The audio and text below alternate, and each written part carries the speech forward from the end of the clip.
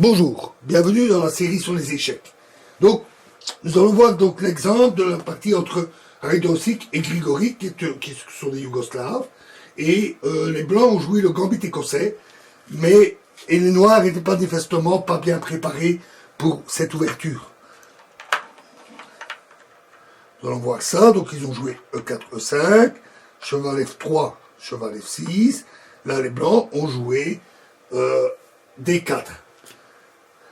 Et prend D4, et fou C4, caractéristique du gambit écossais.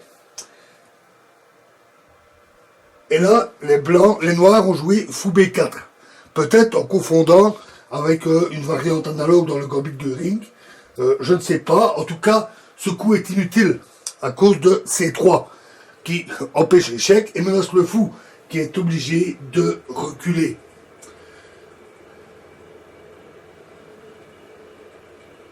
Donc ici, D prend C3, et les Blancs ont simplement roqué, mettant ainsi le roi à l'abri.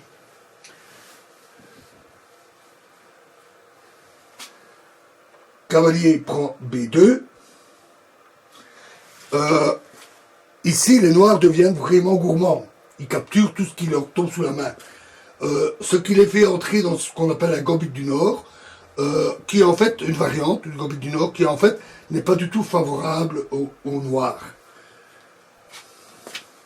Fou prend B2. Donc les Blancs ont sacrifié 2 pions, mais ils ont une avance considérable.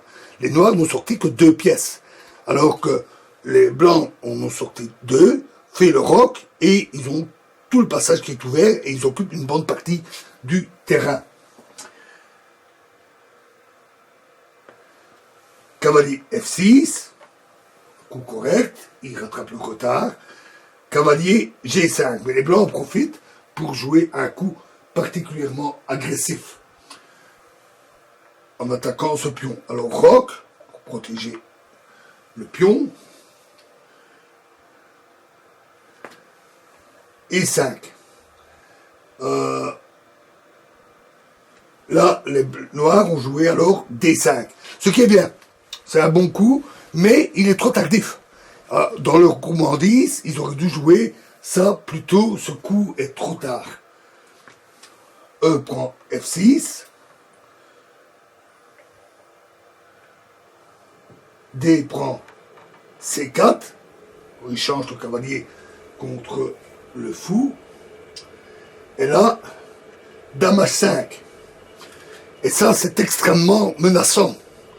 En plus du pion qui attaque le roc, on a le cavalier qui attaque aussi le roc, et aussi la dame, avec une menace de mat, ici, en H7.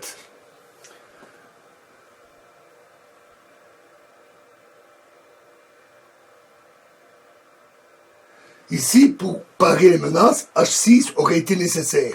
Ça empêche le mat ici, ça attaque le cavalier. Et les Noirs ont à nouveau commis une erreur. Ils ont joué fou F5.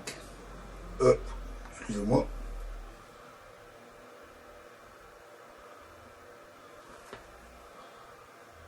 Ils ont joué fou F5. Ce qui protège effectivement le pion. Et donc la menace de mat.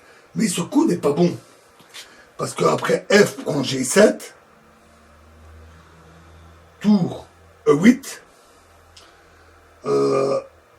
Dame prend F7.